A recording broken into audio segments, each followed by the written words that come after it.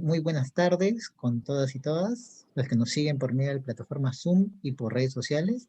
Es un gusto saludarlos en nombre de Palestra Editores y darles la bienvenida a esta actividad, que es el evento de presentación del libro Comunicación Persuasiva para el Litigio Arbitral, del profesor Malcolm Malca Vargas, y que forma parte de la colección Litigio Arbitral de nuestro sello. Para esta presentación contamos hoy con la participación de tres destacados panelistas y el autor del libro, a quienes presentaré en un momento, no sin antes darle el pase al profesor Pedro Grandes, director de Palestra, para que nos pueda dar las palabras de bienvenida. Profesor, le cedo el uso de la palabra. Muchas gracias, gracias Manuel. Buenas tardes ya con todas, con todos. Yo solamente para agradecer a, a los organizadores de la colección. Esta es, si no estoy mal, ya el cuarto volumen de un proyecto que iniciamos hace un tiempo con el profesor Alfredo Bullard, y en el que tenemos magníficos volúmenes que han sido exitosos editorialmente, y sin duda al que se suma este nuevo volumen del profesor Malcolm Malca, que además, debo decirlo, es el primero que ha pasado un estricto, riguroso arbitraje de pares ciegos, ¿no? En el que ha intervenido además un profesor eh, de fuera del ámbito académico local. No lo voy a revelar a estas alturas, se supone que es un par ciego, pero que lo que da cuenta es del rigor de la academia local, ¿no?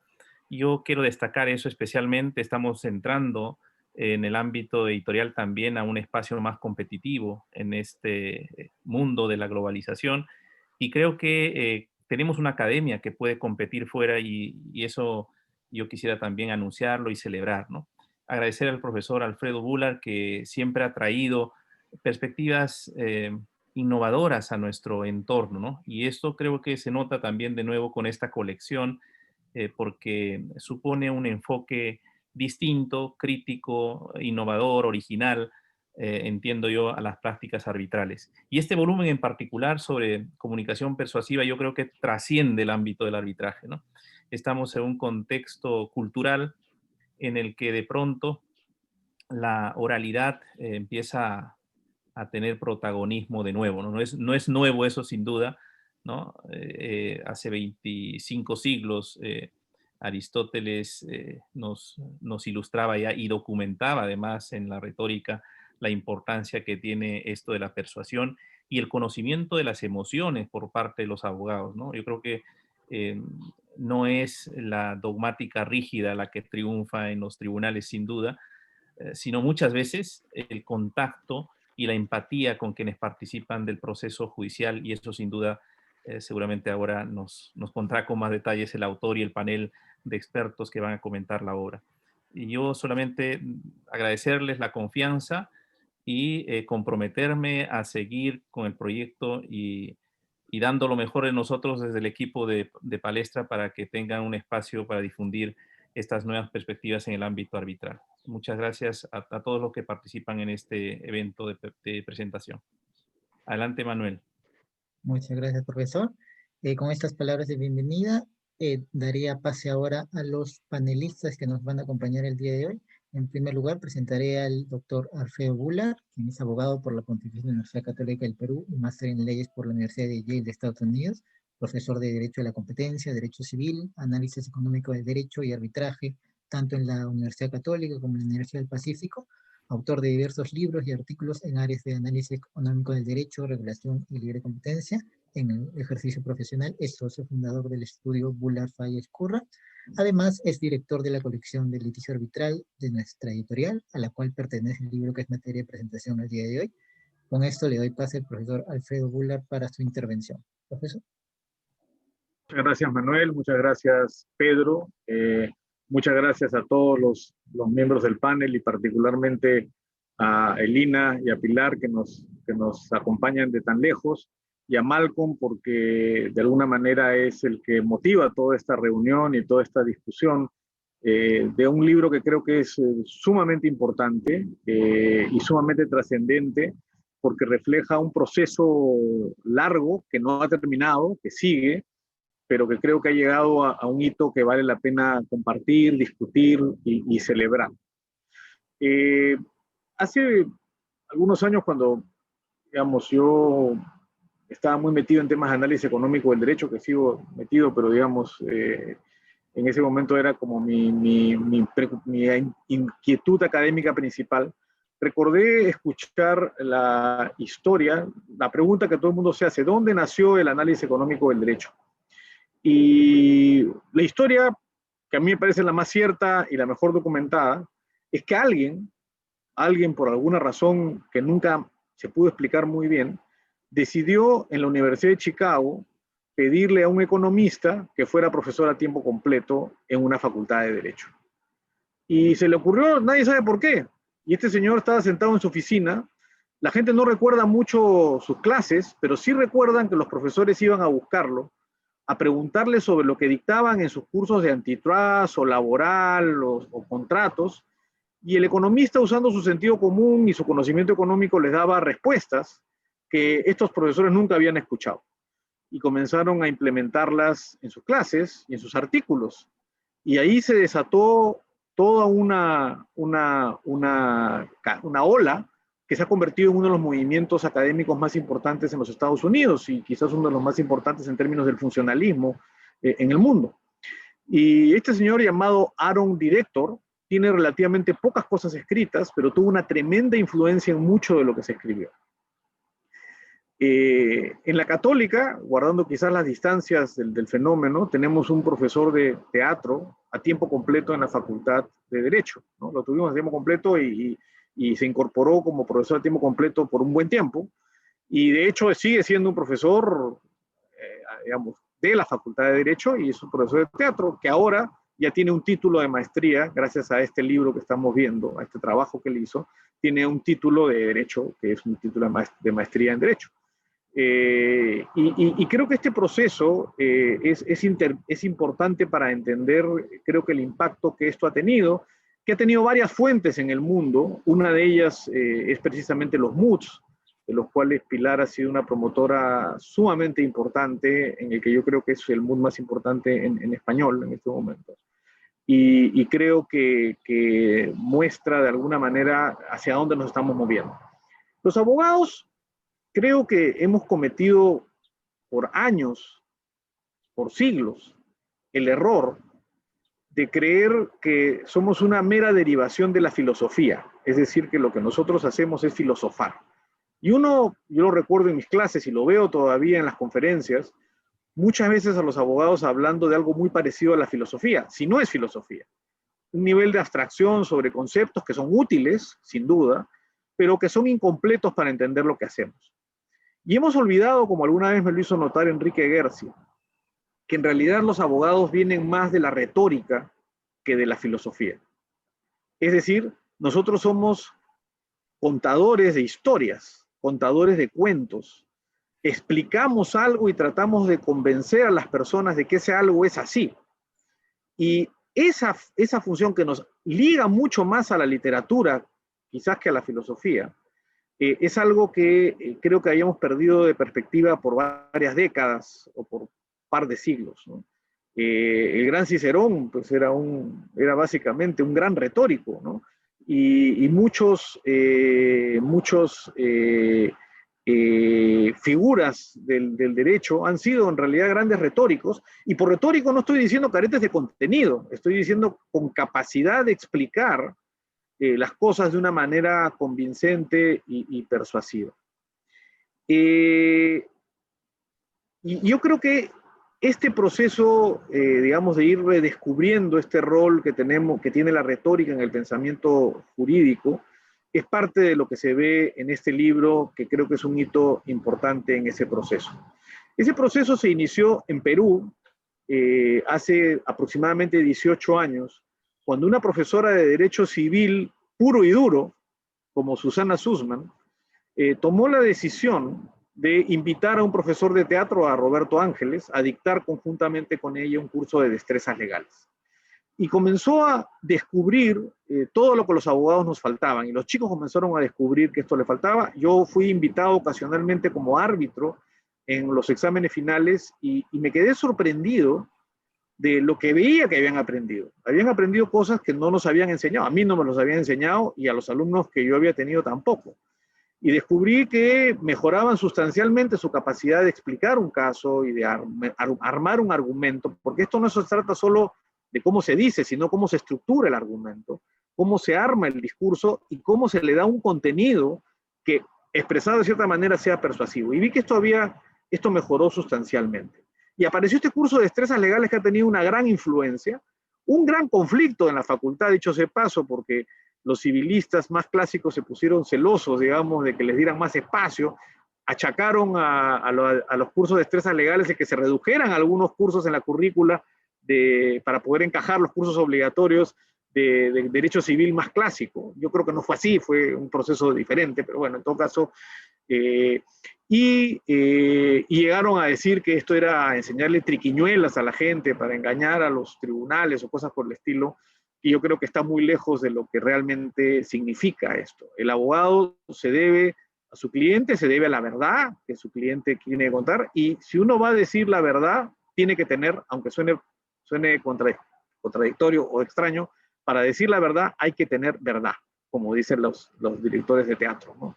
Es decir, uno ve una actuación de un actor y cuando le dice a un actor, tuviste verdad, le está dando el mejor piropo que se le puede dar. Se le está diciendo, parecía que estabas haciendo algo que realmente no estabas haciendo, porque estabas pescando, pero no estabas pescando, estabas sentado, parado en un escenario, y sin embargo la gente creyó que estabas pescando. En los abogados tenemos que tener verdad, sobre todo si vamos a defender cosas en las que creemos. Tenemos que mostrar no solamente tener la verdad, sino saber cómo hablar. ¿Y qué cosa aprendí yo de este proceso? Lo primero, que lo repiten Malcolm y lo repite Roberto, porque luego de Roberto pasa, y eso lo voy a contar en un momento, cómo conozco a Malcolm y cómo comenzamos a desarrollar el trabajo juntos. Yo había trabajado antes con Roberto durante un par de años.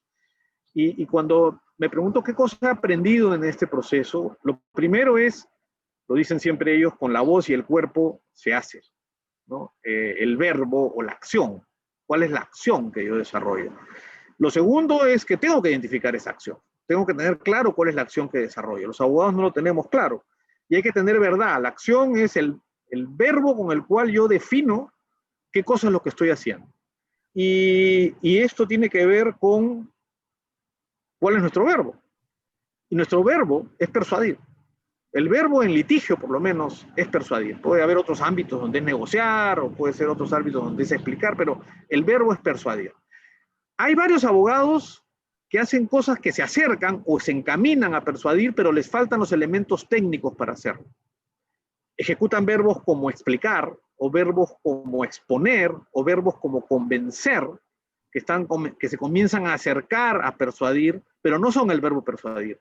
Y la persuasión, el verbo, se comunica a través de la forma como hablo y se comunica a través de la forma como me muevo, y también en cómo estructuro el discurso a través del cual voy a comunicar esto. Y muchos abogados, sin embargo, ejecutan verbos absolutamente antagónicos con lo que les toca hacer. Ejecutan verbos como rogar, o exigir, o imponer, o aburrir, o como alguna vez dijo Malcolm dando un feedback, adormecer, ¿no? Y eso es algo que tenemos que tener mucha conciencia, y esto es algo que, aunque no queramos, no basta ser un natural para hacerlo. Sí, hay gente que tiene facilidad para hacerlo, pero esto es técnica, esto es algo que se aprende, que se puede desarrollar, que se puede entrenar, que se puede mejorar. Como también pueden mejorar los conocimientos jurídicos, esta capacidad tiene una forma de enseñarse, una forma de aprenderse y una forma de ejecutarse. Y esto es de alguna manera el mérito del libro que estamos viendo, nos enseña precisamente qué es lo que tenemos que hacer. Conocí a Malcolm cuando Roberto Ángel, con quien venía trabajando en el curso que habíamos preparado y en los MOOCs para los entrenamientos, me dijo, mira, yo ya me voy a jubilar, llevo muchos años trabajando con Susi, pero yo te voy a recomendar trabajar con mi asistente. Y dije, uy, ya perdí, porque ahora me va a poner a un chico joven, además me dijo la edad que tenía, para ver este asunto, no voy a tener la experiencia de Malcolm, de Roberto, y bueno, me presentó a Malcolm.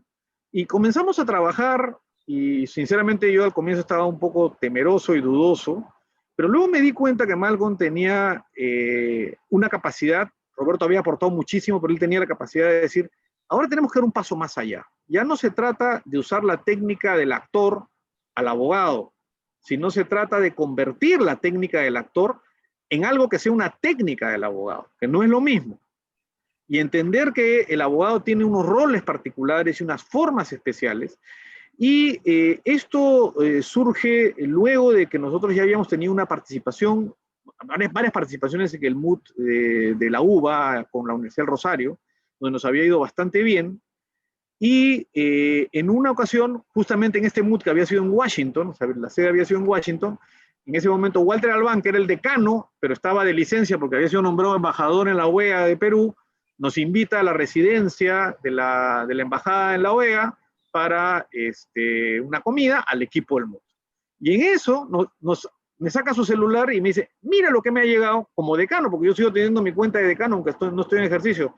Y había una invitación, creo que no era de Pilar, pero alguien del MUT Madrid, sino nos invitan al MUT Madrid y le digo, oye, pero no tenemos ni dinero para ir, o sea, ya nos gastamos todo el dinero, lo poco que nos dan. Ahí surge la idea de las obras de teatro que muchos de ustedes han podido posiblemente ver, ¿no? Que financian parte de los viajes que tenemos que hacer, y una parte importante, pero que además se han convertido ya no en un producto complementario, sino en un producto distinto, ¿no? Son obras que la gente espera. Tenemos ya 6 obras de teatro montadas, de las cuales 4 son con libretos, con guiones originales hechos a través de dramaturgos, y por ahí algún abogado aventurero que ha decidido meterse de dramaturgo, pero hemos tenido bastante éxito en las presentaciones y hemos podido financiar, pero además se ha convertido en algo que además ahora se llama la Comisión de Arte y Derecho, que se ha extendido al cine, a la literatura y a todos estos elementos de expresión que nos ayudan a los abogados a vernos reflejados. Y ahí comenzamos a ir al MUT Madrid, que es un MUT que a mí me gusta muchísimo, me gusta mucho el caso, me gustan mucho los tribunales, me gusta mucho cómo está organizado, me gusta mucho la dinámica que tiene, y ahí descubrimos mejor cómo encajar todas estas técnicas con el arbitraje. Buena parte del producto del libro es la evolución que vamos teniendo a través de la interacción en las competencias, en las cuales nos fue bastante bien. Y yo no diría tanto por los resultados, sino por el nivel de crecimiento de los chicos. Yo siempre digo, la gente se fija mucho en el resultado como lo importante. Lo importante está en la cabeza de los chicos, no en las placas o en los diplomas que reciben. Ellos se llevan algo mucho más valioso de los MUTs, que se lo llevan además todos los equipos que participan y no solo los que ganan, que es el aprendizaje de esto. Pero esto tiene una técnica y yo creo que el libro de Malcolm se enriquece mucho. Hay un incidente muy interesante y bonito narrado en el libro que ocurrió cuando en la segunda participación en el MUT Madrid, en la final, que tuvimos la suerte de ganar en la fase oral, vimos a un chico español de la Universidad de IE, si no recuerdo, no, perdón, de ICADE, que era extraordinario, extraordinario. Era un natural. No había recibido entrenamiento, porque después hablamos con él, era natural.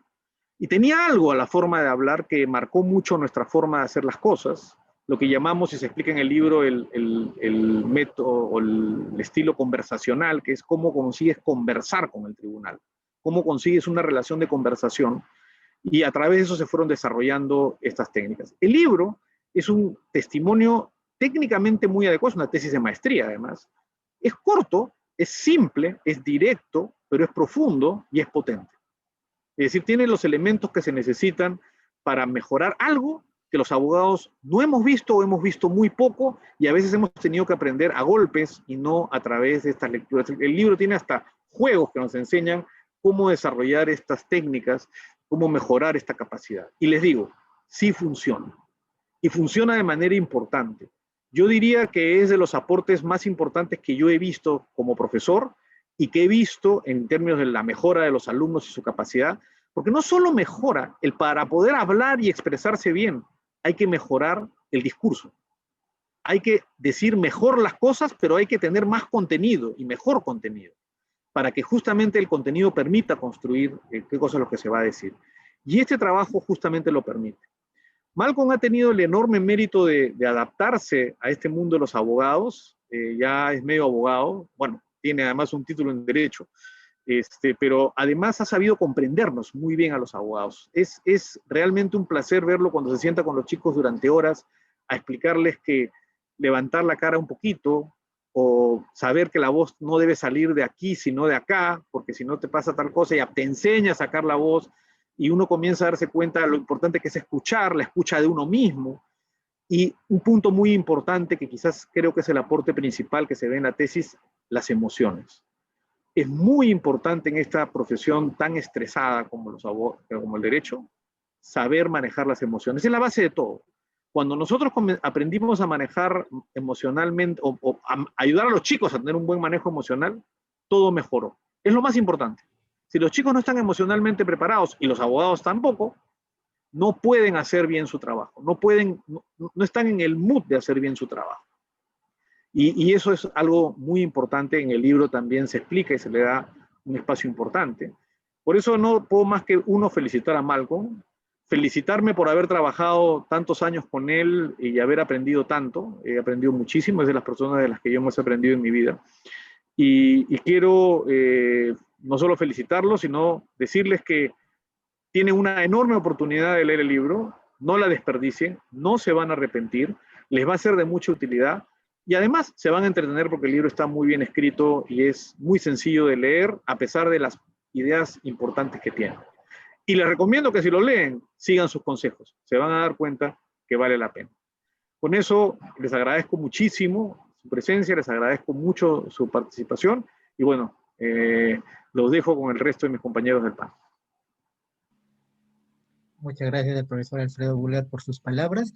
Antes de continuar con la siguiente exposición, algo que se me olvidó mencionar al inicio, los asistentes a través de la opción de preguntas y respuestas pueden plantear sus preguntas que podrán ser resueltas al final de la actividad.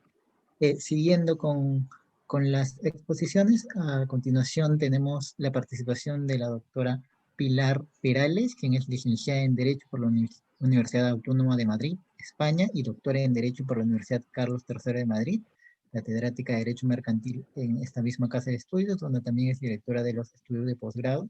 Cuenta con varias publicaciones de libros y artículos sobre derecho internacional y de contratos comerciales, arbitraje y corporaciones. Es directora de Madrid Mood y de la base de datos sixspanish.com. Actúa como árbitro en casos comerciales nacionales e internacionales, así como también como experta legal en disputas nacionales e internacionales. Le doy pase a la profesora para que pueda iniciar con su exposición. Muy bien, muchas gracias. Buenas noches desde Madrid, España. Bueno, es un placer, la verdad tengo que decir que es un placer inmenso estar hoy aquí, que me hayan invitado. Cuando recibí la invitación, la verdad que ya me sentí muy, muy honrada, pero la verdad es que después de leer el libro, mucho más de poder estar aquí con vosotros y expresar pues algunas de mis opiniones, de las vivencias que también me ha provocado la lectura del libro de Malcolm, ¿no? Bueno, además compartir el panel tanto con Elina como con Alfredo, pues la verdad que es un placer, ¿no? Agradecer a Palestra también que haya invitado y que haya publicado y editado el libro en esta colección, que ya antes estuve, por cierto, esta mañana he estado un poco investigando sobre la colección y efectivamente son títulos de lo más atractivo, ¿no? Con un enfoque muy, muy innovador, muy transgresor en lo que es el mundo jurídico y desde luego el libro de Malcolm es una buena prueba de esa originalidad del enfoque de esta colección, ¿no? Felicitar a Malcolm, yo creo que para Malcolm es un día muy bonito, muy especial. Es el trabajo constante que ha venido realizando, es una visión muy íntima y muy personal de su labor como entrenador de los equipos, de los diferentes equipos de la Universidad Pontificia Católica del Perú, y eso se traduce en todo el libro, se ve, palpa toda la obra, y yo creo que esto también es muy importante resaltarlo y felicitar desde luego a Malcolm por el título de máster, ¿no?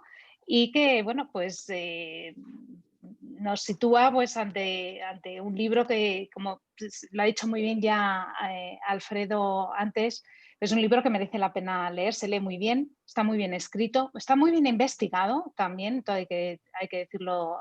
También, claro, es una investigación diferente a la que hacemos los académicos, juristas, que digamos utilizamos a lo mejor otras técnicas diferentes, pero desde luego en el libro de Malcolm también se evidencia un esfuerzo de utilización de diversas fuentes y teorías a la hora de explicar también lo que es el desarrollo del libro, ¿no?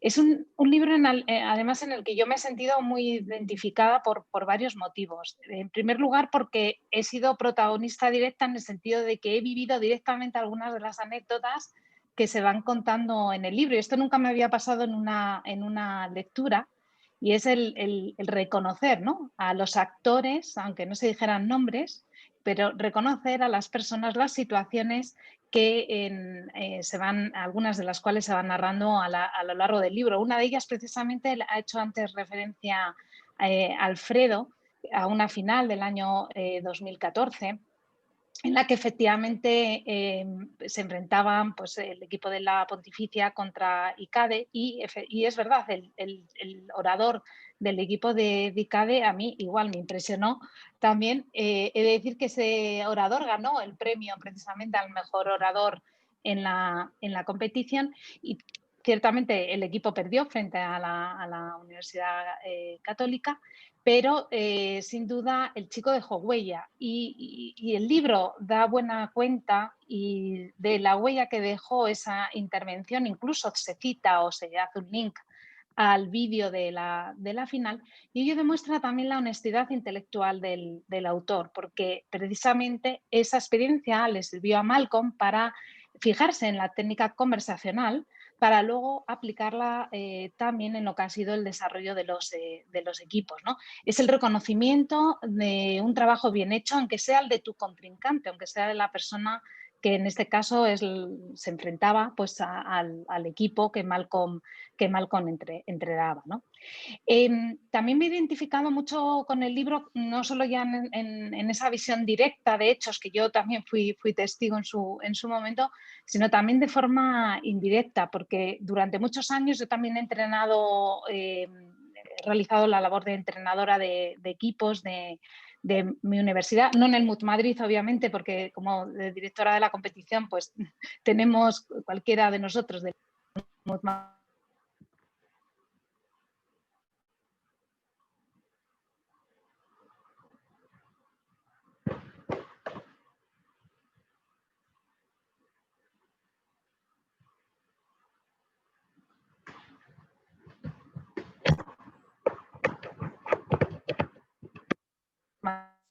Y la verdad es que la labor de entrenamiento no es una labor fácil, y me he identificado mucho con algunas de las anécdotas, de las vivencias que Malcolm precisamente va contando en el libro, porque ofrece una visión profunda de lo que es esa labor de entrenar a los estudiantes para la fase oral de la competición, que sin duda alguna es la fase más vistosa normalmente de una competencia de estas características, pero no necesariamente es la más importante. Me explico, todas son importantes. Esto es lo que quería quizás resaltar. Todas las fases de una competición, a mi juicio, son importantes. También la fase escrita, por supuesto, también la fase oral, ¿no?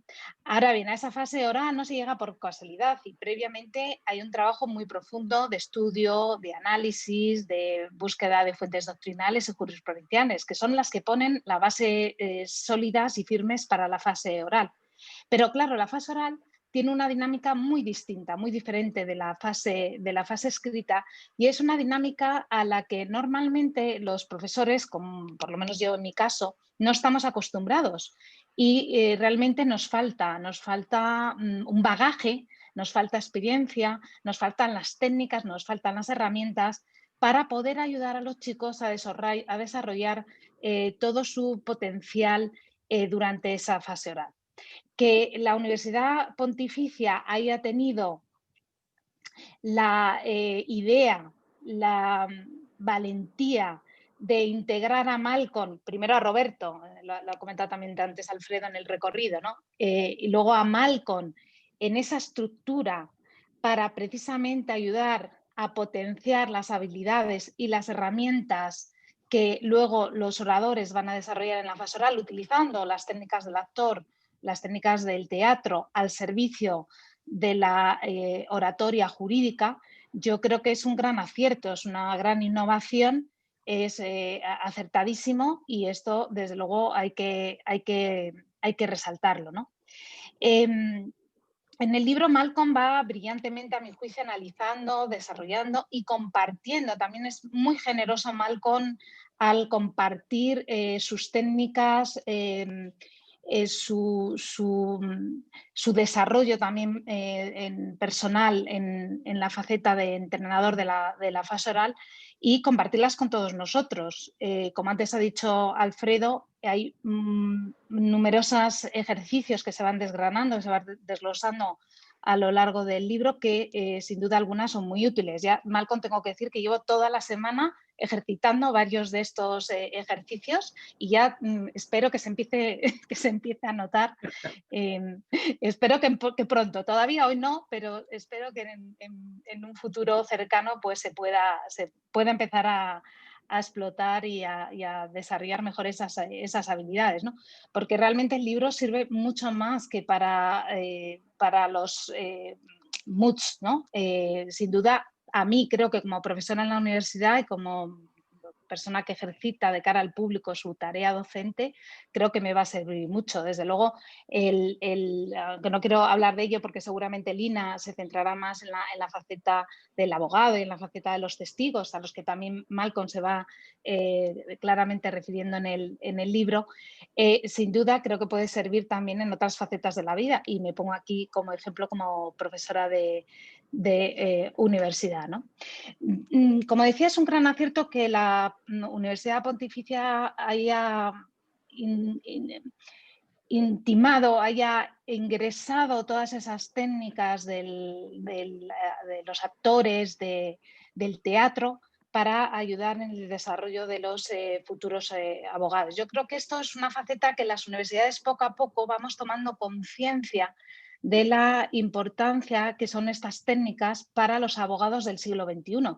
Ya no tenemos abogados que antaño se sentaban solos en su despacho, desarrollaban su función, no estaban integrados en equipos, donde quizás la oratoria no podía no ser quizá tan importante, donde el trato con el cliente era algo que se despreciaba y no se le daba la importancia, ¿no?, que puede tener hoy en día.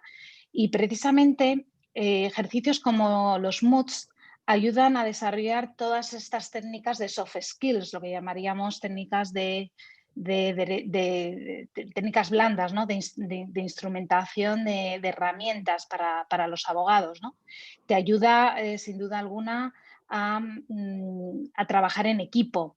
Te ayuda a organizar los tiempos, te ayuda a ser empático con tus compañeros y, por lo tanto, a que en el futuro puedas ser empático con tus clientes, ¿no?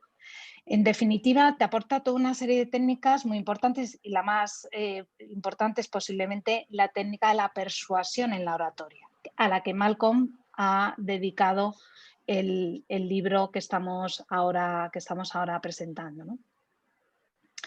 Pero claro, esto no son técnicas innatas. Normalmente un estudiante no nace con todas estas herramientas y hay que enseñarlas. Y por eso el libro presenta una utilidad desde esta perspectiva que es muy importante porque ayuda a construir la personalidad de los individuos, ayuda sin duda alguna a que tengamos mejores abogados en el futuro.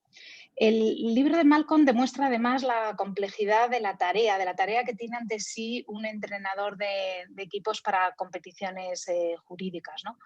Como decía, yo me he sentido muy identificada en la lectura del libro cuando Malcolm, a través de los ejemplos reales que él va relatando, narra las diversas dificultades en las que él se ha encontrado como coach y cómo, mediante el uso de las diferentes herramientas que se explican en el libro, ha conseguido que sus estudiantes se transformaran en una transformación tan radical y profunda en la persona que toma conciencia de sí misma, de su voz, de su postura, de su cuerpo, de sus emociones, de sus ojos, de sus ideas y de la organización mental de esas ideas. Son historias de superación de las dificultades que han tenido que vivir algunos de estos estudiantes en el proceso duro, porque es un proceso duro el de participar como estudiante en una competición, y nos aportan un mensaje optimista de la vida en la que a base de trabajo y esfuerzo se puede lograr todo en la vida, ¿no? En los años en los que yo he participado como entrenadora he podido ser testigo de esa transformación de los alumnos. Para mí ha sido muy importante ver cómo el alumno, desde el minuto que lo coges hasta el minuto en que finaliza la competición, realmente ha visto su visión del derecho, su visión del mundo, su visión del futuro, realmente transformada gracias al proceso de la participación en Umut, y cómo han crecido personal y emocionalmente, y cómo el papel del coach se torna importante, porque el profesor hace de psicólogo, hace de padre, hace de madre, hace de hermano, hace de colega. Es realmente importante también cómo se deja huella. Yo creo que aunque Malcolm probablemente no directamente o no de forma intencionada haya querido dejar huella de eso en el libro, eso está en el libro también. Ese papel que Malcolm, Alfredo obviamente también han tenido hacia esos estudiantes, yo creo que está ahí, queda reflejado también y transpira en la obra, ¿no? Yo como docente no creo que haya una labor más gratificante que la de entrenar a un equipo en una competición. Ahora quizás la puedo equiparar también con la labor de organización de una competición como es el MUT Madrid, porque también es una labor que la verdad me llena de muchísima alegría y de muchísima satisfacción.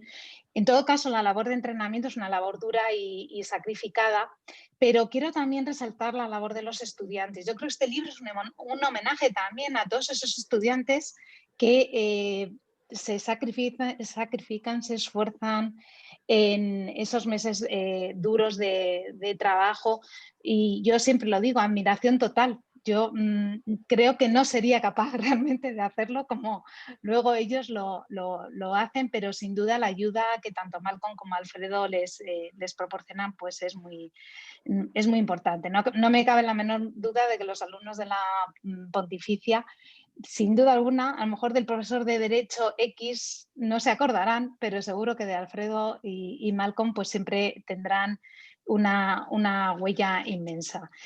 Finalizo con una anécdota que me pasó hace muchos años en el MUT Viena. En ese caso iba como coach de entrenadora del equipo de la Universidad Carlos III de Madrid, y también participaba como árbitro en algunas de las audiencias. Y el primer día, la competencia empieza el sábado, y bueno, pues me tocó sábado, primera hora, 9 de la mañana, un arbitraje, y se enfrentaban dos equipos.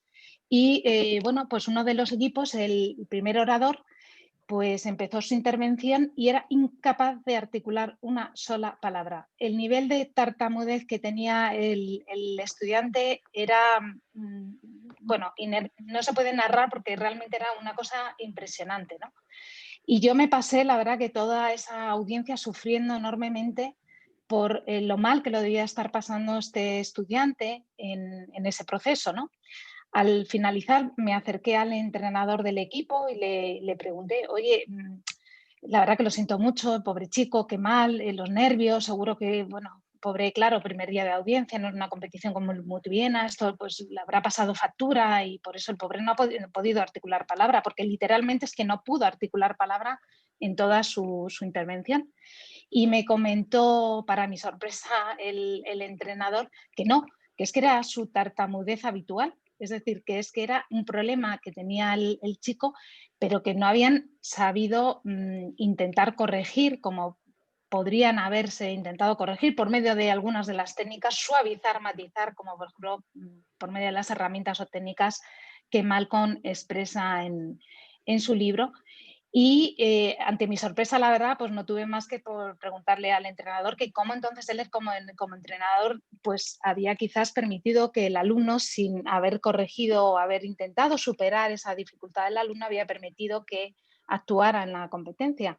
Y su respuesta fue que se quisieron el resto de compañeros que fuera este alumno el que representara al equipo en la competición.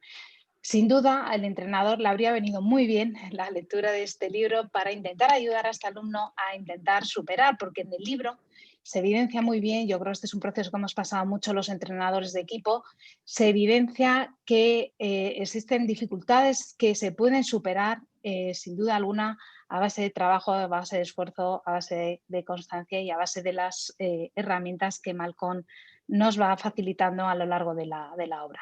Yo finalizo agradeciendo de nuevo la invitación y sobre todo felicitando al autor. Es un libro extraordinario, es un libro para mí de obligada lectura, hay que tenerlo para todos aquellos que nos dedicamos en este caso a los MUTs, por supuesto, seguro que los que se dedican a la abogacía más directamente también, hay que tenerlo y por lo tanto enhorabuena Malcolm y te animo a que sigas en esta línea. Gracias. Muchas gracias a la profesora Pilar Morales por su intervención.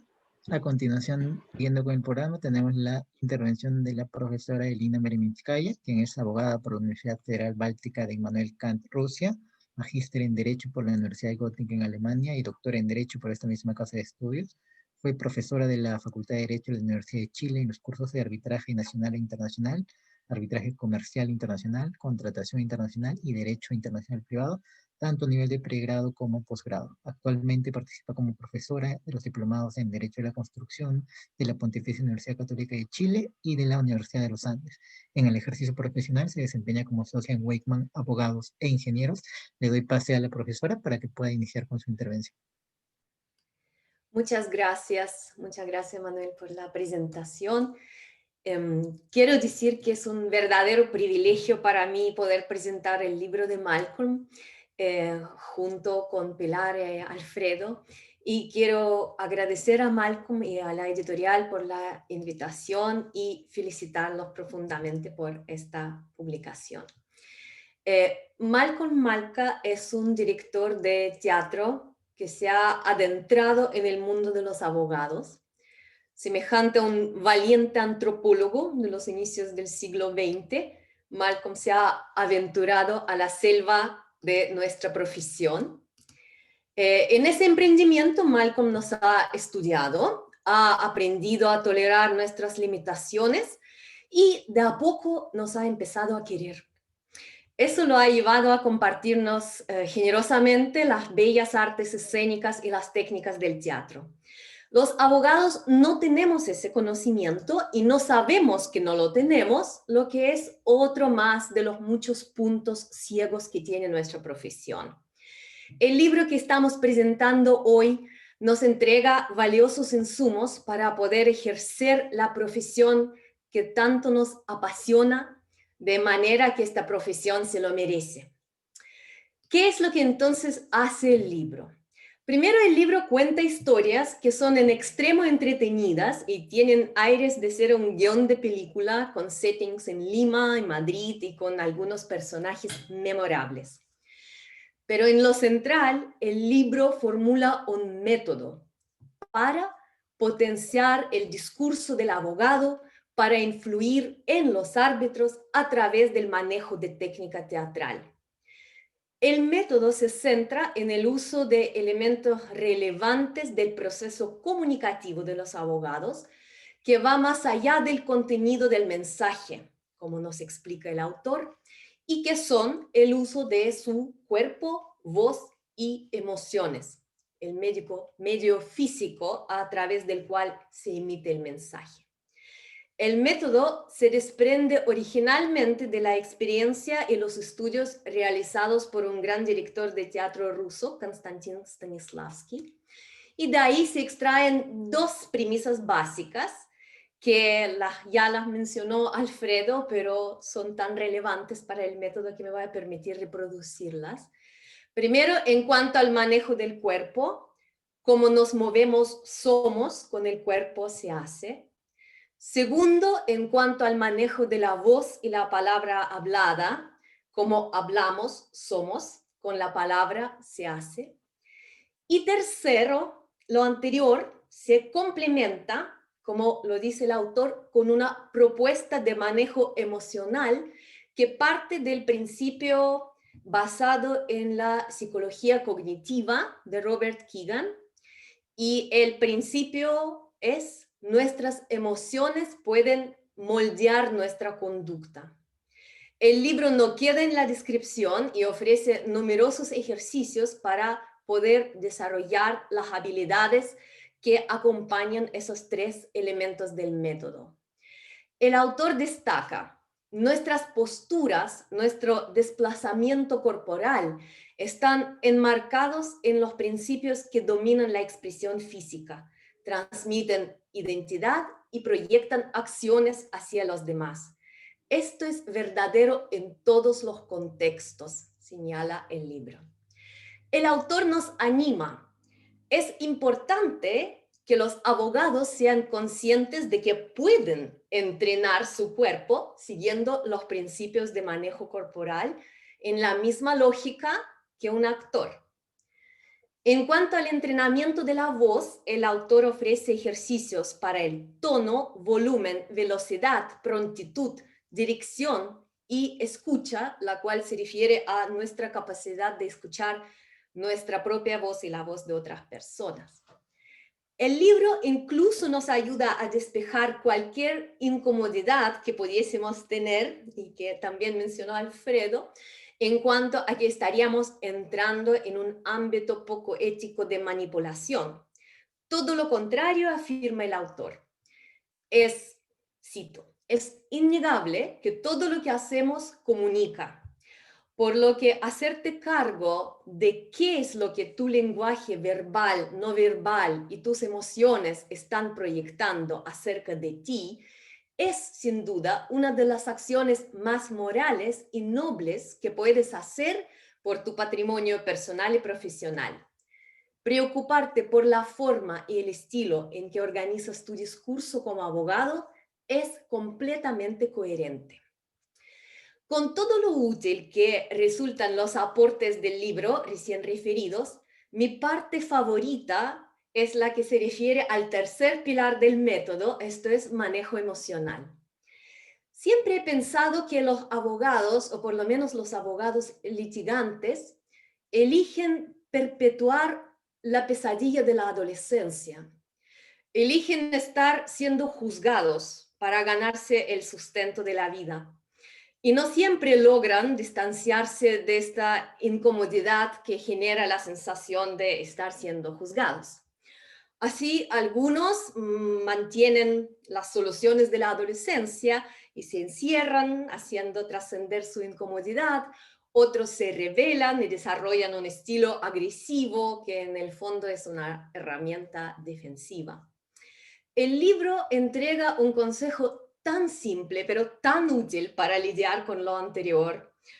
El autor señala: para comunicarse persuasivamente en la audiencia arbitral, el abogado necesita ser consciente de que está inmerso en una puesta en escena, un juego con reglas específicas en el que él cumple un rol especial, en donde desenvolverse como si estuviese en cualquier otra circunstancia de la vida cotidiana, incluso profesional, puede ser insuficiente o un error. Para el autor, no es la adolescencia perpetua lo que vivimos los abogados. Nos ancla más atrás en el tiempo. Y esta es mi cita favorita de todo el libro. Todos somos un poco niños. Este entrenamiento te ayudará a tenerlo presente la próxima vez que estés frente a un tribunal de árbitros. Podrás darte cuenta de que en el fondo cada uno de ellos tiene reacciones instintivas y emocionales que no tienen nada que ver contigo, sino con sus necesidades, con su estructura de percepción de la realidad que se ha formado esencialmente en sus primeros 7 años de vida. Así que en cierto sentido estás hablando con niños con varios años, experiencias, logros, frustraciones y kilos de más. No los juzgues, ayúdalos a comprender. Usualmente en la presentación de un libro se requiere aportarle al autor con comentarios críticos. No pienso hacer ningún esfuerzo intelectual por buscar omisiones en el libro. Las omisiones las tiene nuestra formación y nuestra actividad profesional, que no nos entregan herramientas que son de sobra conocidas y empleadas por otras disciplinas. El libro de Malcolm nos evita tener que salir a investigar cuáles son esas mejores herramientas que estas otras disciplinas nos pueden proporcionar. Más bien el valiente investigador Malcolm Malka ha aprendido nuestro lenguaje y a través de su libro nos ha transmitido lo que necesitamos para saber, lo que necesitamos saber para cubrir uno de nuestros puntos ciegos. Su noble esfuerzo merece un gran aplauso y nuestros agradecimientos. Solo nos queda asimilar su aporte. Muchas gracias, Malcolm, y felicitaciones. Muchas gracias a la profesora Elina Meremizcaya por sus palabras. Y a continuación, finalmente, y no menos importante, evidentemente, tenemos las palabras de Malcolm Malka Vargas, el autor del libro, quien es director de teatro, consultor en comunicación persuasiva, magíster y licenciado de la Pontificia Universidad Católica del Perú. Como consultor trabaja principalmente con abogados, ayudándoles a potenciar su comunicación en vivo para ser más persuasivos ante tribunales. Como parte de esta labor es coentrenador de los equipos de arbitraje de la Facultad de Derecho de la PUC, con quienes ha obtenido numerosos logros en competencias internacionales de litigio. Como director ha montado las obras Visitando al Señor Green, Cuando tenía 5 años, Purgatorio, entre otras. Actualmente prepara el montaje Monstruo de Armendáriz, que se estrenará en 2021 en el Centro Cultural de la Universidad del Pacífico. Le doy el pase al profesor Malka para que pueda dar sus palabras. Gracias. Buenas tardes a todas y a todos los que estén conectados. Antes de hablarles del libro, quiero empezar agradeciendo a Palestra y al estudio Bullard Paya Escurramás por esta invitación a esta publicación que me tiene tan emocionado. Y agradecerles además especialmente a Elina, a Pilar, a Alfredo, a Pedro, a Manuel, a Nicolás, que están acompañándome aquí en esta mesa virtual.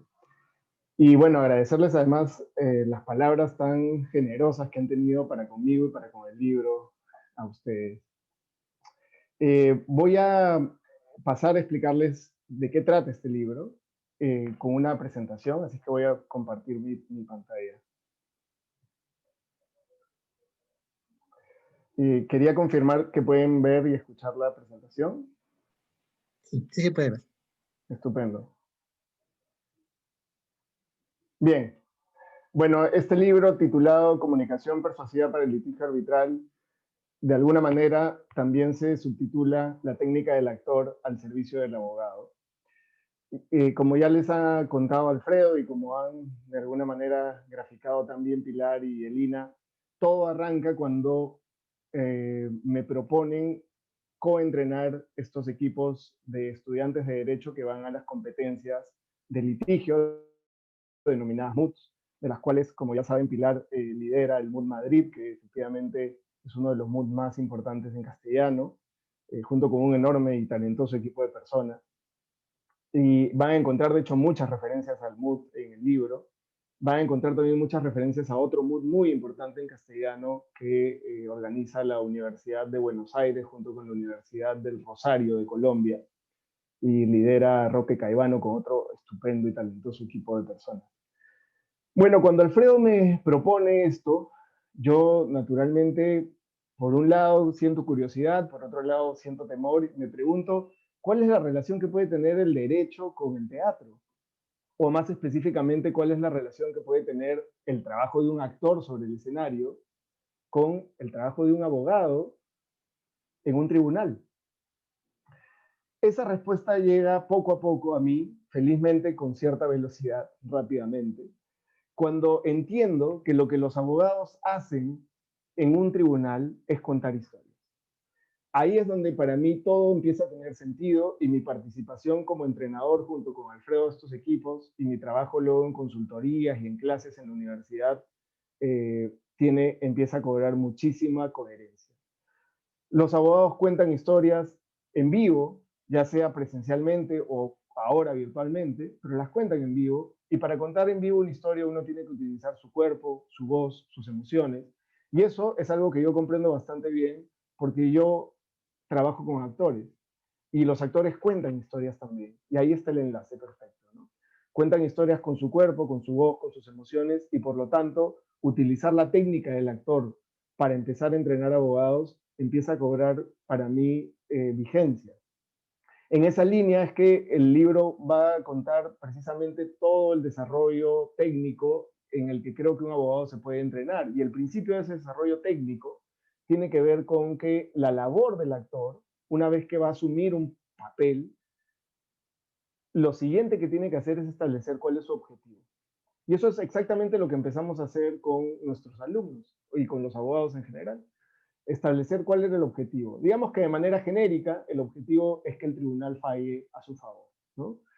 Una vez que se tiene establecido el objetivo, puede parecer poca cosa, pero créanme, no lo es, porque si uno establece bien que el objetivo es que el tribunal falle a tu favor, entonces ya no hierras el objetivo y te puedes enfocar. Ya el objetivo no es validarte como abogado, ya el objetivo no es ser el más inteligente de la sala, no, no, no. El objetivo es que el tribunal falle a tu favor. El tribunal crea en tu historia, que el tribunal compre lo que tú estabas vendiendo, por decirlo de alguna manera. En esa línea, lo siguiente técnicamente que hay que hacer, y es lo que van a encontrar en el libro, por supuesto, es establecer cuál es la acción, cuál es la estrategia comunicativa, o como decimos en el teatro, cuál es el verbo, que va a dominar la conducta del abogado en la sala. Y por supuesto, como ya refirió Alfredo, nos parecía que lo más coherente es que esa conducta sea persuadir. ¿Por qué? No es porque sea infalible, sino porque definitivamente en la experiencia es la acción que porcentualmente mayores beneficios otorga. Si uno le ruega al tribunal, quizás el tribunal alguna vez, por pena, por compasión, te dé la razón y si tu acción es rogarle, pero en líneas generales el porcentaje de asertividad rogando es poca, ¿no? Si tú confrontas, agredes, te impones frente al tribunal, sí, quizás alguna vez tengas un tribunal que se amilana y te dé la razón de esa manera, pero nuevamente no es la estrategia más eficiente. Entonces, en la experiencia del entrenamiento, del trabajo, fuimos dándonos cuenta que esta era la estrategia más eficiente, persuadir. Y por supuesto, a partir de ese momento, toda la técnica se concentró en ayudarle al abogado a ser más persuasivo. ¿Por qué digo que toda la técnica se concentró en eso? Porque decirle a alguien que tiene que persuadir, lamentablemente no lo capacita, quiero decir, para persuadir. Persuadir es un verbo sofisticado, es algo difícil de hacer, ¿no? Uno tiene que invertir muchos recursos para persuadir a alguien. En esa línea, lo primero que el libro propone, y es nuevamente parte de la técnica teatral, es que para persuadir uno tiene que poder transmitir verdad. Es decir, lo que uno tiene que hacer es que los demás sientan, piensen, crean que lo que estás diciendo es la verdad. El sentido común indica que para que eso suceda, en principio tú tienes que estar identificado con tu caso e identificado con tu cliente. Lamentablemente, la vida es mucho más compleja y eso no es suficiente. Como ustedes sabrán, probablemente por experiencias personales, no basta con decir la verdad. A veces uno, por más que tiene la verdad, no suena verosímil, no suena creíble lo que uno está diciendo. A veces la verdad es muy compleja. Y esto, por supuesto, me di cuenta que le pasaba a los abogados, ya en el ejercicio de las consultorías, además me di cuenta que le pasaba a los testigos y también, aunque ustedes no lo crean, a los peritos en muchas ocasiones. Entonces, había que darle un soporte técnico a esto, y el soporte técnico es sin duda el que usa el actor. Vamos a hablar de un conjunto de herramientas, de principios técnicos que van a generar habilidad o destreza para comunicarse persuasivamente, ¿no? No de trucos. Me encantaría que el libro tenga trucos, me encantaría poder decirles, haz este mantra a las 7 de la mañana y a las 9 vas a ser el abogado o la abogada más persuasiva del planeta, pero lamentablemente no es así. Lo que hay detrás es trabajo, es técnica. Y los 5 elementos técnicos fundamentales para comunicarse persuasivamente, primero que nada, son el storytelling. Hay que tener una buena teoría del caso, hay que tener un buen contenido, hay que tener una buena historia que contar. Esto, si lo llevan al teatro, es lo mismo, ¿no? Hay que tener una buena historia como punto de partida.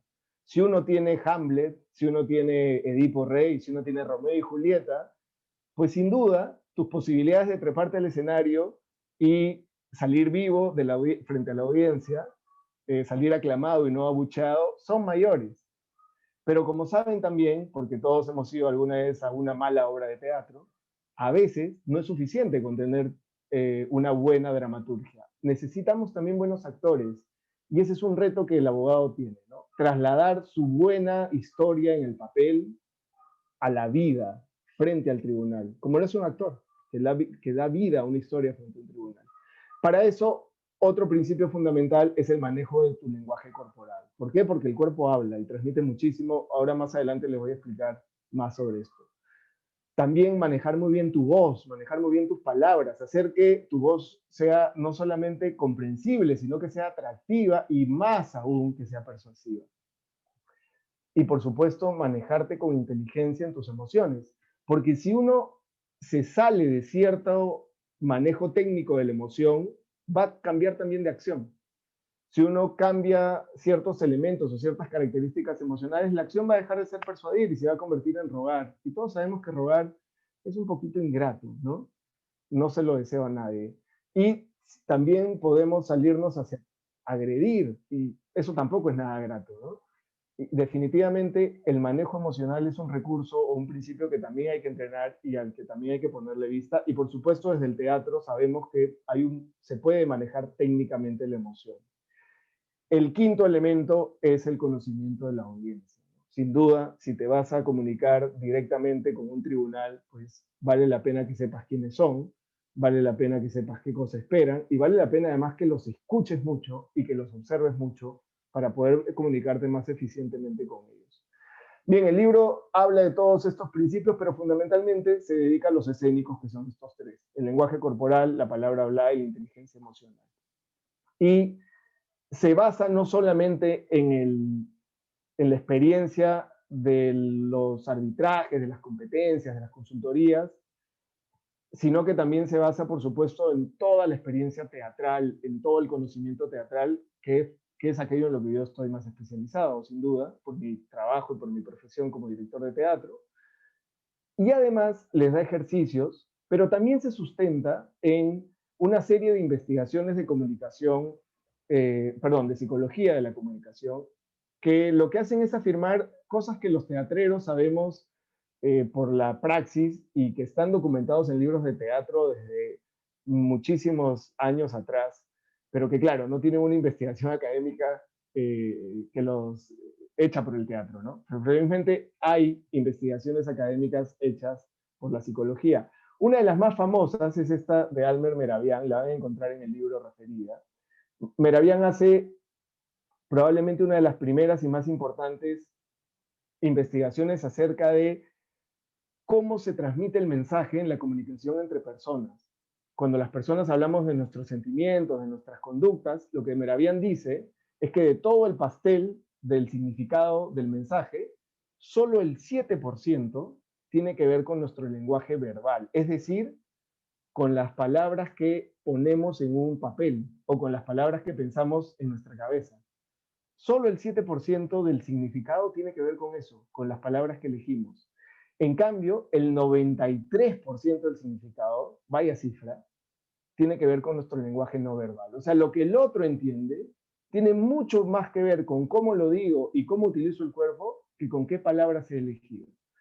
En esa línea, casi el 40%, el 38%, tiene que ver con las palabras habladas, es decir, con la forma en la que yo le doy vida a las palabras que he puesto en un papel o a las palabras que he pensado en mi cabeza, ¿no?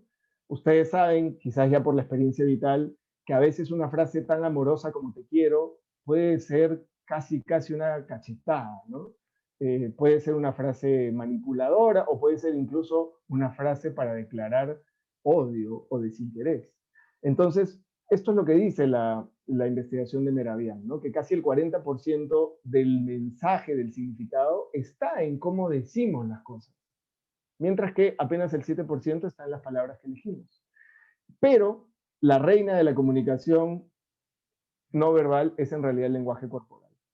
Casi el 55% del mensaje, del significado que captamos del mensaje, tiene que ver no con las palabras, ni siquiera con cómo las decimos en vivo, sino sobre todo con cómo miramos, cómo llevamos nuestra columna, cómo utilizamos nuestros gestos, cómo utilizamos las extremidades, cómo caminamos. Todo eso le da un significado muy profundo a lo que estamos diciendo. Por supuesto, si ustedes le quitan mood a una película, no van a poder entender, ¿no? No es que solo el lenguaje corporal significa todo. Es una fusión, pero fíjense lo relevante que es entrenarse entonces en el manejo del lenguaje corporal y de la palabra hablada. Y en esa línea, otro elemento que van a encontrar en el libro es, por supuesto, la referencia al manejo emocional, ¿no? Y aquí, sin duda, hablar de Daniel Goleman es fundamental. Como probablemente saben, es uno de los mayores expositores de la inteligencia emocional. Y una cosa muy interesante que dice Goleman es que si uno quiere comunicarse de una manera atractiva, tiene que ser muy consciente de que tenemos, en cierto sentido, esto es una simplificación, ¿no? Pero en 10 minutos no se puede hablar más profundamente. En cierto sentido tenemos dos cerebros, un cerebro que es racional y un cerebro que es emocional, ¿de acuerdo? Y por supuesto el mensaje que nosotros compongamos tiene que ser estructurado, lógico, coherente, suficiente, pero también tiene que ser atractivo, lúdico, emocionante, ¿no? Porque si no, no podemos persuadir. En la línea, además del manejo emocional, hay 4 conceptos que el libro privilegia y propone al abogado que maneje durante sus presentaciones en vivo. El juego, el rol, ¿no? El saber que estamos en un juego profesional que requiere asumir un rol específico. No podemos ser como somos en cualquier circunstancia. También es muy importante manejarse con convicción siempre.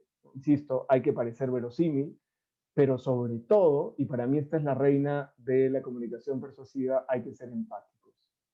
La empatía es fundamental, sobre todo si uno va a tener mucha convicción, porque si no la convicción se nos puede transformar fácilmente en agresividad. Si no me creen, miren rápidamente este video.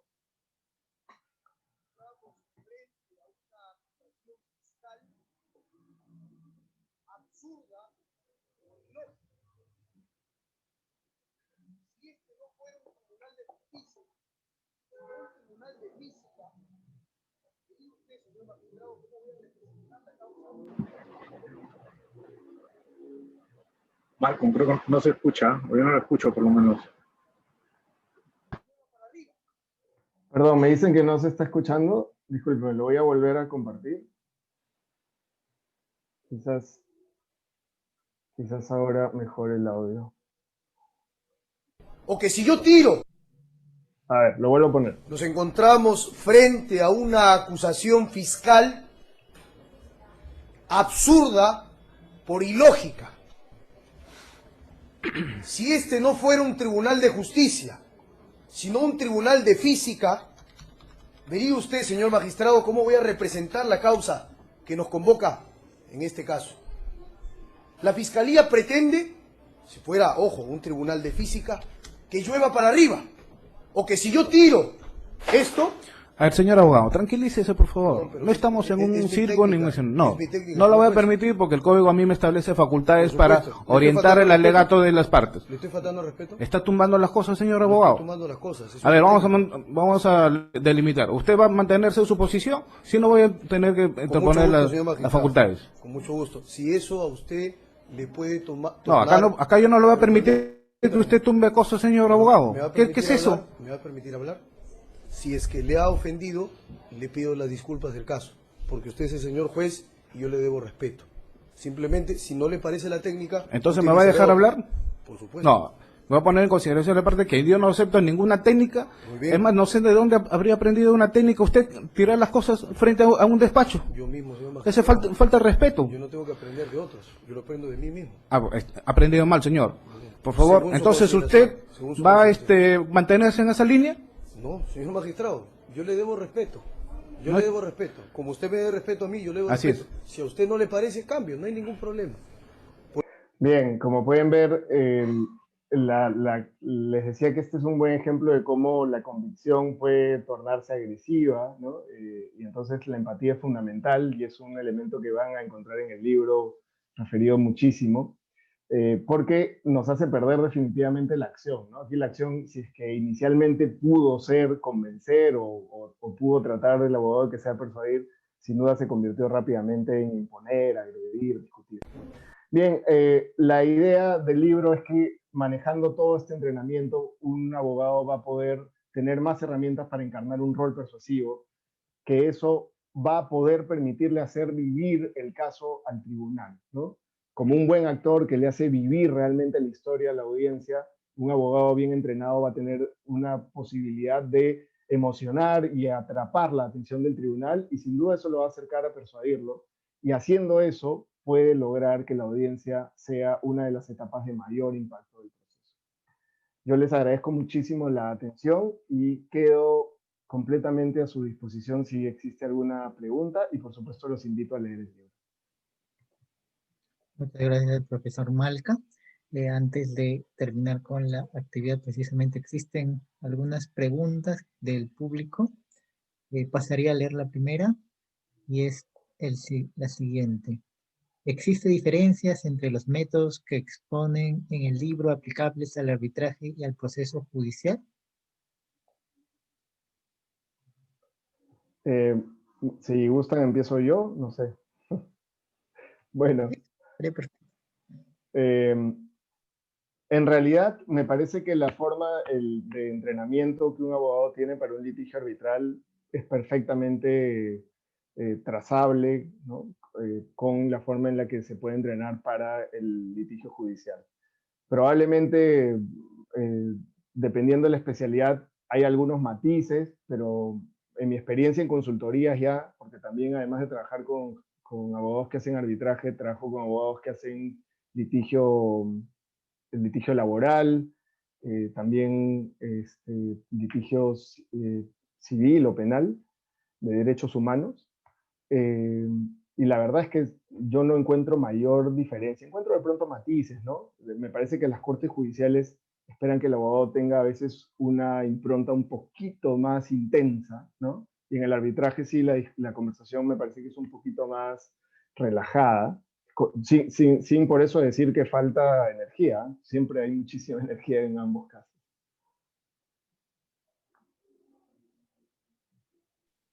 Yo complementando lo que decía Malcolm, efectivamente, yo creo que la técnica y el libro sirve para todo. Malcolm, entiendo, se ha centrado en litigio arbitral porque es lo que más ha visto, principalmente porque hemos participado en muchos arbitrajes, pero sí hay mucha similitud, la técnica es más parecida, pero ahí hay que escuchar lo que dice Malcolm, ¿no?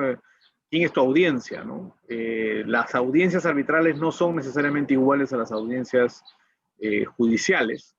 Yo hace tiempo que no veo litigio judicial, pero lo vi en algún momento, y es diferente, tanto por el espacio, por la forma, sobre todo por el enfoque, ¿no? Si uno escucha, por lo menos en Perú y en otros países he tenido la oportunidad de ver litigios judiciales, uno ve hablan mucho más de derecho que de hechos en judicial, ¿no? La gente se tiende a centrar, uno va a escuchar un informe oral en la Corte Suprema del Perú y lo que va a escuchar son abogados hablando de normas o de doctrinas o de jurisprudencia y relativamente poco de hechos. En los litigios arbitrales pasa exactamente lo contrario. Y evidentemente cuando uno habla de hechos es más fácil hacer un storytelling y es más importante hacer el storytelling. Entonces uno ve que hay matices y uno tiene que aprender a leer su audiencia, pero yo diría que más allá de los matices y de entender que uno se mueve de repente en playas diferentes, es agua. Igual uno tiene que bañarse en agua y ahí las técnicas de natación pueden ser distintas según cómo vienen las corrientes, pero en general uno tiene que saber nadar. Y yo creo que las técnicas de natación básicas son básicamente las mismas. Gracias, Buen profesores. ejemplo, buen paralelo. Hay una pregunta dirigida a la doctora Elina, que es ¿cómo lograr que el impacto que un orador genera en una audiencia presencial se replique en las que ahora son audiencias virtuales? Sin perjuicio de que quizás alguno otro quiera responder. Doctora Elina. La pregunta es más bien para Malcolm, pero desde mi perspectiva el desafío adicional es muy grande, porque claro, del cuerpo solo queda, ¿no?, una parte muy reducida, la que corresponde manejar en este marco en el que nos encontramos. Entonces, personalmente he ido pensando que de ahí adquiere más relevancia el manejo de la voz, ¿no? Porque no tenemos posibilidad de usar tanto la postura. Pero ahí, Malcolm, por favor, me complementa. Bueno, yo de acuerdo. El libro está escrito pre-pandemia, así es que creo que si no hubiera tenido un capítulo sobre virtualidad. Eh, pero sí, de acuerdo con el INA, creo que sigue siendo importante. Creo que probablemente la voz cobra una importancia un poquito mayor de la que tiene en el espacio presencial, sobre todo porque en muchos momentos vamos a usar ayuda visual, ¿no? Como la que yo acabo de usar, por ejemplo, y ahí la voz va a ser de alguna manera el elemento que enlace al receptor y al emisor.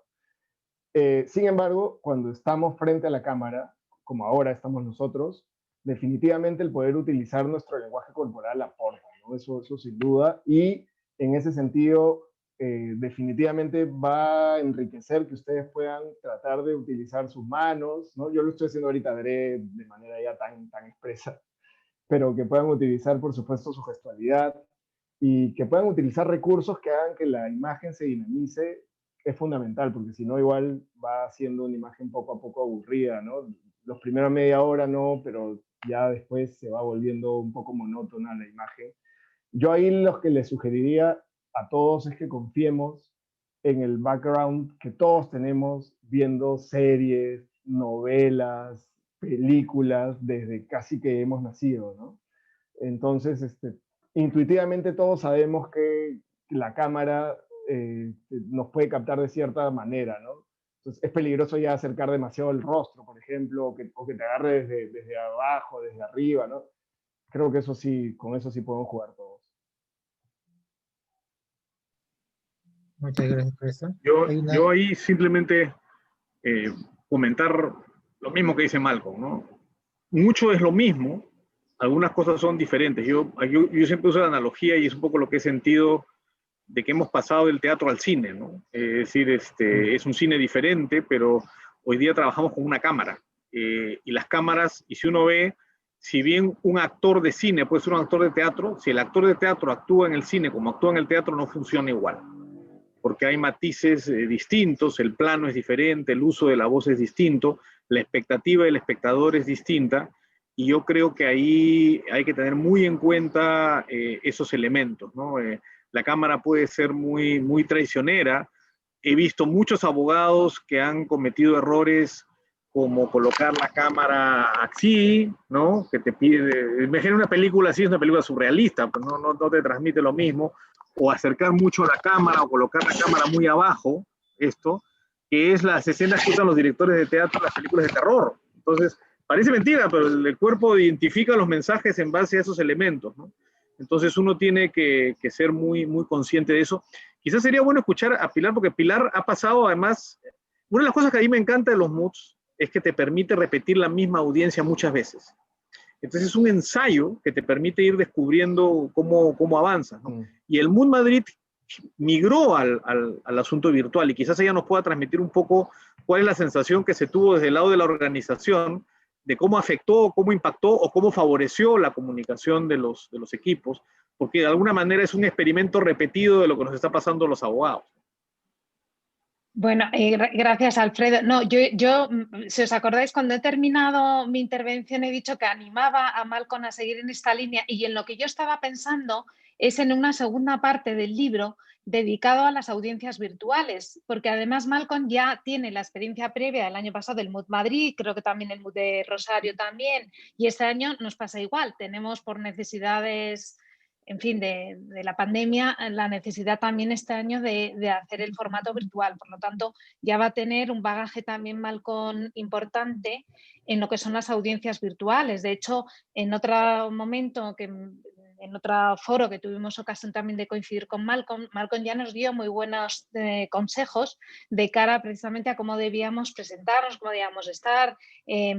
Recordáis en el simulacro que hicimos, que organizasteis vosotros, que yo también participé, y donde pues Malcolm nos daba de verdad consejos muy oportunos, que hoy, por cierto, hoy he intentado yo precisamente centrar más mi cámara porque siempre la tengo torcida, y precisamente siguiendo el consejo de Malcolm, aunque no me he puesto el fondo blanco, pero por lo menos he intentado centrar mucho más la cámara, ¿no?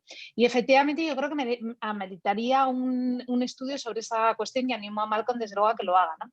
Desde la perspectiva nuestra como organizadores ha sido curioso porque nosotros normalmente como organizadores del MUT Madrid nunca entramos en las audiencias de los equipos, solo vemos la final. Y esto en el formato habitual siempre ha sido así. Sin embargo, el año pasado, como tuvimos forzosamente que pasar al formato virtual, y por razones técnicas estuvimos siempre alguien de la organización, recordaréis, acompañando a los equipos en cada una de las sesiones. Y por lo tanto tuvimos ocasión, y yo además tuve el placer de veros también a vosotros, al equipo, en un par de ocasiones en rondas generales, además de en la final, ¿no? Y efectivamente resultaba muy interesante ver ahí las diferentes formas en las cuales los equipos utilizaban la imagen, utilizaban la voz. Es algo en lo que me doy cuenta ahora, no es porque lo pensara en ese momento, sino porque al hilo de un proceso de reflexión, sobre todo también al hilo de la lectura del libro de Malcolm, es algo que he podido reflexionar en esta semana, ¿no? Recordando un poco esas audiencias y cómo veías las diferentes formas de aproximarse a los equipos a una audiencia virtual. Es decir, también de los árbitros. Y de hecho nosotros luego internamente, pues cada día comentábamos un poco las jugadas del día y bueno, pues teníamos nuestro anecdotario muy divertido, que espero a ver si publicamos algún día, pero un anecdotario también muy divertido de lo que veíamos en esas audiencias. Yo creo que merecería la pena y sería muy útil que se hiciera una investigación como las que está preparando y haciendo Malcolm en ese área. Muchas gracias a los profesores por sus respuestas. Hay una pregunta dirigida al profesor Malca, un poquito filosófica, que dice lo siguiente. Actor y personaje son dos que deben mimetizarse. Abogado y cliente son también dos que deben mimetizarse. Estamos frente a una perversa esquizofrenia de 2 por 1 que se fusionan y separan, o ante dos mundos paralelos que debemos transitar de uno hacia el otro sin perdernos en el camino. Profesor Malca. Bueno, es verdad que yo voy a partir de la relación entre el actor y el personaje. Yo creo que no es correcto decir que el actor y el personaje deben fusionarse. Lo digo desde la técnica, porque el personaje no existe. O sea, Hamlet no existe, Romeo no existe, Julieta no existe, Medea no existe. Claro, existe una dramaturgia en donde sabemos qué dicen. Y luego el actor lo que hace es interpretar y construir un personaje desde sí mismo, ¿no? Entonces, no es que el actor tiene que llegar a ser Hamlet, es que el actor Pedro Pérez va a construir un Hamlet en función de lo que él siente, percibe, comprende de la dramaturgia, de la relación con sus compañeros en escena, y a partir de eso él va a construir un personaje. Es una construcción autónoma en realidad, ¿no? Entonces creo que la visión de... Entiendo la pregunta, ¿no? Y entiendo de dónde viene, porque es como si el actor estuviese llegando a caracterizar a alguien que existe en la realidad, pero eso no es verdad, ¿no? Eso podría ser verdad si es que una actriz tiene que hacer de la reina de Inglaterra que está viva hoy en día, ¿no? Ahí podría cobrar cierto sentido que sí, que el actor tiene que tratar de llegar a fusionarse con un personaje o con otro carácter, ¿no? Pero incluso en esa circunstancia, también muchos actores dirían que no funciona de esa manera, ¿no? Que finalmente ellos terminan haciendo una construcción autónoma. Ahora, yo no soy abogado, así es que aquí me voy a adentrar en terreno pantanoso. Si es que el actor no tiene que fusionarse con el personaje, sino que, insisto, es una construcción autónoma, el personaje no existe, pues calculo que no sería correcto tampoco decir que el abogado tiene que fusionarse con su representada o con su representado, ¿no? Lo que calculo es que el abogado lo que tiene que hacer es comprender muy bien a quién está representando, comprender muy bien por qué lo está representando. Supongo que tiene que creer firmemente en la historia de su cliente, que por eso acepta representarlo, ¿no? Y que en esa línea, por supuesto, va a defender una forma de ver una circunstancia, ¿no? Va a defender un punto de vista sobre una coyuntura que es complicada, que es compleja, ¿no? En donde hay muchas perspectivas. Entonces creo que ahí nuevamente podemos hablar de autonomía, ¿no? O sea, el abogado lo que va a hacer es una creación autónoma a partir de creer en su cliente y en su representado acerca de cómo entiende él que se tiene que interpretar y se tiene que trasladar esta realidad hacia el tribunal, ¿no? Y claro, mi recomendación, digamos, si me lo preguntan a mí, que nuevamente aquí yo, la verdad es que no es mi territorio, pues sería que el abogado tiene que ir a muerte con eso que ha construido, ¿no? Con eso no quiero decir que tiene que ser necio, ¿no? Evidentemente, si se da cuenta que está cometiendo un error, lo tiene que corregir. Pero sí creo que tiene que ir a muerte con su historia, ¿no? Con la historia que ha construido durante tanto tiempo, durante todo un proceso que entiendo que es muy largo. Ahí, Marco, de repente complementando la pregunta para ver, porque algunas hemos conversado de esto, ¿no? Hay una diferencia importante entre el teatro y una audiencia, ¿no? En un teatro, el espectador te concede la licencia de que quien está ahí no está haciendo realmente lo que está haciendo, pero lo cree, es decir, él sabe que es un actor. La verdad es hacer creer a la audiencia o hacer sentir a la audiencia, porque la audiencia sí sabe, pero al final siente que eso está pasando. Ahora, en una audiencia, como que los tribunales te exigen cierta autenticidad, ¿no? O sea, no te quieren percibir como un personaje impostado. Evidentemente la palabra impostado es un poco fuerte, como un personaje que no está ahí. O sea, tú eres parte de una realidad que él asume que está ahí, pero que tú representas de cierta manera, ¿no?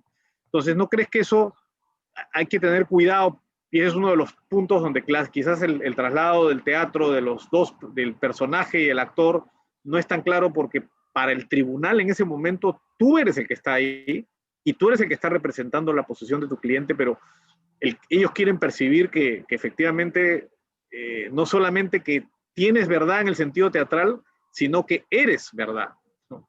Y eso creo que, no sé si eso marca algún matiz. Alguna vez hemos conversado con los chicos que dentro de todo tienen que ser auténticos, ¿no? Pero si puedo agregar Sí. otro elemento a esto, eso a mi juicio no significa que tiene que mimetizarse el abogado con el cliente, ¿cierto? Porque siguiendo con el mismo vocabulario de Malcolm, eso va a hacer que cambie el verbo, ¿no? Que va a hablar con el dolor, ¿no?, que haya vivido del caso, va a pasar a rogar probablemente en lugar de persuadir. Entonces, ahí el consejo que destaqué también un poco en mi speech, o sea, acordarse que es una puesta en escena, con lo cual mimetizarse quizás no es la palabra. Sí, yo estoy de acuerdo con que la palabra no es mimetizarse, porque, insisto, creo que ni siquiera sucede en el teatro, ¿no? De acuerdo con lo que han dicho ambos, yo tengo un ejemplo que quizás pueda ayudar a entender esto, o creo que podría ayudar a graficar esto mejor. Hay una película que se llama El abogado del diablo, y en esta película un abogado joven, muy talentoso, que me parece que lo hace Kenny Reeves, tiene que defender a un hombre que es impresentable. O sea, su cliente es un patán, y probablemente hasta podríamos decir que, dejémoslo en patán, su cliente es un patán, absoluto. Un patán con su familia, un patán con sus amigos, un patán en los negocios, es una persona desagradable. Y él acepta representarlo porque él entiende que su cliente está siendo falsamente acusado de homicidio. Y cuando Kenny Reeves empieza el alegato, le dice al tribunal, al jurado, perdón, porque en los juicios norteamericanos hay jurado, les dice: miren, a mí me toca representar a este hombre y yo quiero empezarles aclarando que a mí este tipo me cae pésimo, ¿no? Me cae muy, muy mal. Yo creo que este tipo ha sido una mala influencia para su familia, es una pésima influencia para los negocios, es una mala persona en general. Yo no sería su amigo, pero no estamos aquí para discutir si yo sería su amigo o si a ustedes les debe caer bien o mal. Estamos aquí para discutir si este hombre estuvo el día y en la hora en el lugar donde ocurrió un asesinato. Y yo les voy a demostrar que él no estuvo ni en ese lugar, ni a esa hora, ni ese día. Así es que les pido que lo juzguen solamente por eso y no por la pésima persona que él.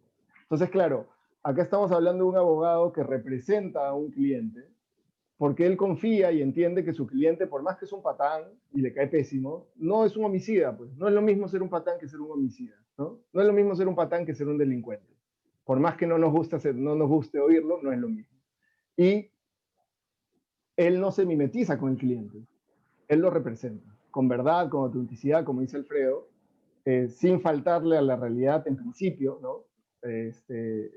Suponiendo que esto fuera realmente así, pero no se mimetiza con él, ¿no? Y sí, ahí ya hay una diferencia grande con el teatro, porque ahí es un poquito más complejo, ¿no? El actor, en principio, sí tendría que representar al personaje, y uno puede pensar en esa línea, que entonces el actor está enamorado del personaje, pero luego si vamos ya a una discusión más profunda, no, o sea, ustedes van a tener actores y actrices que les van a contar que les ha costado muchísimo representar un personaje porque definitivamente no les agrada lo que ese personaje hace, ¿no? O sea, ¿a quién le puede agradar, por ejemplo, ser Hitler, ¿no?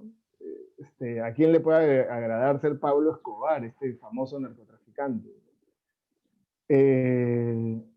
Y sin embargo, claro, ustedes ven al actor que interpreta a Pablo Escobar en esta serie famosa que se llama, creo que El Evangelio según Escobar o algo por el estilo.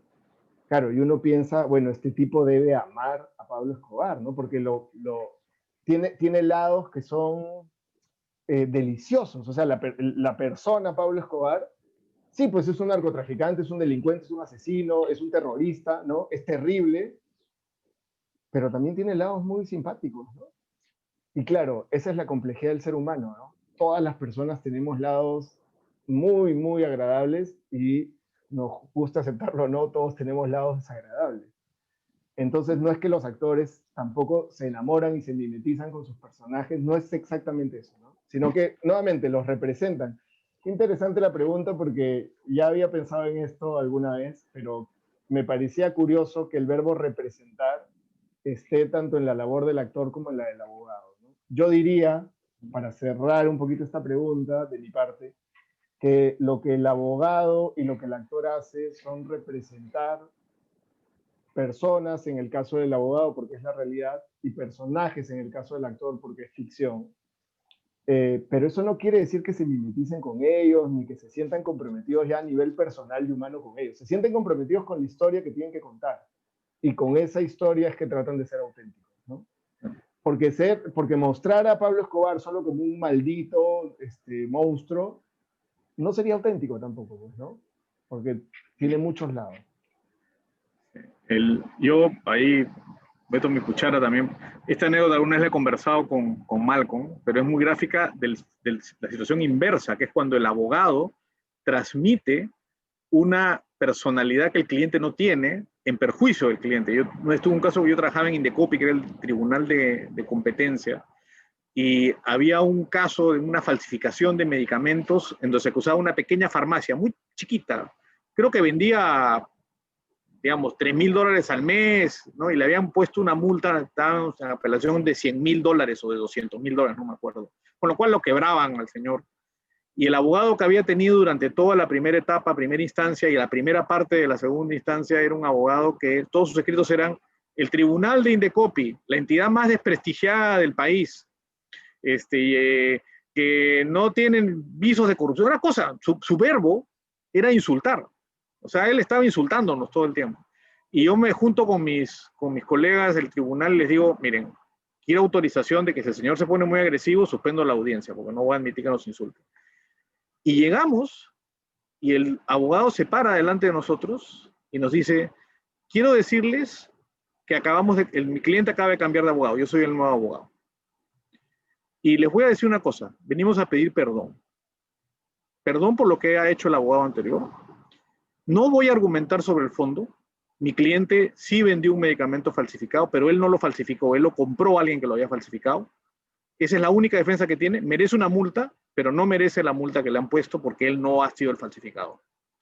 Y no tengo nada más que decir, mi cliente quiere hablar con ustedes. Se fue, el cliente se paró, comenzó a hablar, se echó a llorar, y se echó a llorar sinceramente. O sea, no fue, yo he visto llantos fingidos en la audiencia, pero no, se echó a llorar sinceramente, habló 2 minutos, se sentó, se fue y consiguió que la multa quedara en 10% de lo que era. Es decir, fue mucho manejo emocional en un tribunal sofisticado, porque era gente, pero todos nos dimos cuenta, y el abogado, una de las mejores defensas que he visto en mi vida. No usó argumentos jurídicos, apeló al problema. Su argumento era muy sencillo: sí, cometió la infracción, pero no era eso, eso es todo. Todo lo demás fue mostrar el problema real que tenía esta persona y que efectivamente no era justa la decisión y que esto se debía a un mal abogado. Y ahí te das cuenta que a veces el rol del abogado transmite una personalidad del cliente o puede ayudar a transmitir una personalidad del cliente, y eso es algo que hay que ver, y para eso hay que conocer al cliente, ¿no? Esa es la discusión que los abogados tenemos si vamos a presentar o no a nuestro cliente de testigo. Que a veces es una decisión complicada, y para eso hay que entender la personalidad y hay que pensar en ese cliente también como una representación, ¿no? Como este testigo, ¿no? Usualmente los CEOs no son buenos testigos, porque tienen una visión diferente del mundo. Entonces uno tiene que tener mucho cuidado o preparar muy bien a un CEO para que justamente pueda jugar el rol que le toca jugar, ¿no? Y eso creo que importa mucho en términos de entender esto de que se va a ver algo que es una representación, pero es una representación de algo que pasó. Entonces es importante considerar todos esos factores. Muchas gracias a los profesores. Y ya para cerrar, una pregunta dirigida a todos los panelistas, a los que deseen responderla, que dice la siguiente: en su experiencia en los MOOCs y en el ejercicio profesional, ¿creen que en los últimos años las destrezas de los estudiantes han mejorado? ¿Reconocen técnicas de persuasión en sus presentaciones? No sé si quizás empezamos con el profesor Malca. Bueno, gracias. Yo quiero decir algo personal sobre los MOOCs, y creo que de esa manera voy a responder a la pregunta. Yo les confieso, yo soy un hombre de teatro. Mi única relación con el derecho tiene que ver con los MOOCs para empezar. Pero los MOOCs para mí son una experiencia que trasciende el hecho de una competencia legal o académica, o de alguna manera desde mi punto de vista el hecho teatral, porque sí hay una teatralidad, me parece. Yo les confieso que yo hace unos años era una persona muy diferente a la persona que soy hoy en día, y tiene que ver con que soy entrenador de equipos que van a MOOCs. Tiene que ver también con Alfredo, que es una estupenda persona y una estupenda influencia, y yo he aprendido muchísimo de él. Él también es una de las personas de las que yo más he aprendido en la vida y estoy muy agradecido. Pero quisiera responder esta pregunta de alguna manera para decir algo que nunca he tenido la oportunidad de decir sobre los MOOCs, y agradecerle a Pilar a nombre de todo su equipo y del MOOC Madrid. Y no sé si hay alguien, ojalá, en la audiencia del MOOC de la UBA y la Universidad de Rosario, porque también agradecerle a Roque y a todo su equipo. A mí, ser entrenador de equipos de MOOCs me ha cambiado la vida. Me ha cambiado la vida a nivel personal. Hay cosas que yo he desarrollado,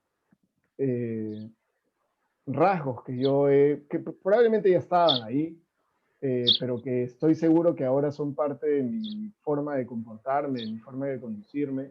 Hay muchas cosas de mí que me hacen sentir mucho más contento de cómo soy, que yo las he adquirido gracias a esa competencia.